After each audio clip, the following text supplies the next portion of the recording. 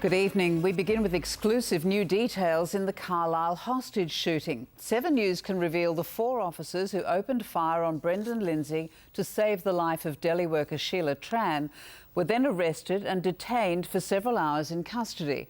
Crime reporter Grant Wynne is in Carlisle tonight, and Grant, the Police Commissioner has today apologised to those officers.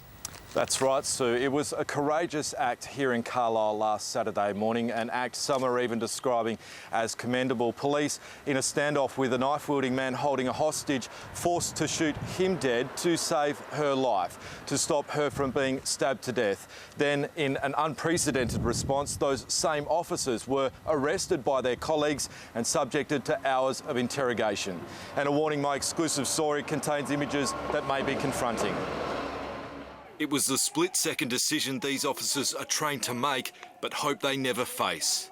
Mate, drop the knife. I'm trying. Let her go, mate. Drop the knife. Let her go. As Brendan Lindsay began stabbing his hostage, police had to risk taking a life in order to save one.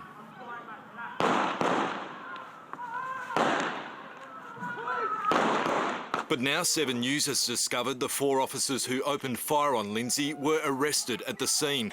They were separated and detained in police custody for between 9 and 13 hours. Our members have been treated like common criminals, and it's an absolute disgrace.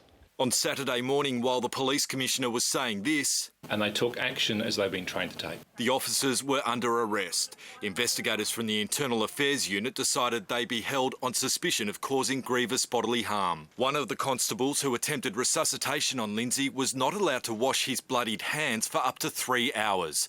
This morning, Carl O'Callaghan offered him and the 3 other police officers involved a personal apology. WA Police have got a lot to answer for. This has never happened, to my knowledge, anywhere else ever in Australia, and I do not want it to ever happen again. I can't imagine a circumstance that could possibly justify the shabby treatment dished out to these officers. The spokeswoman for the Commissioner said the incident remains under investigation and would not provide further comment. And tonight, Sheila Tran remains in a stable condition in Royal Perth Hospital. She's recovering from multiple stab injuries and 2 gunshot wounds. Sue? Thanks, Grant. Daniel Kerr has been unable to meet his bail conditions and is about to spend a second night in prison, his 3rd successive night in custody. Jessica van der End is at Hakea Prison. And Jess, any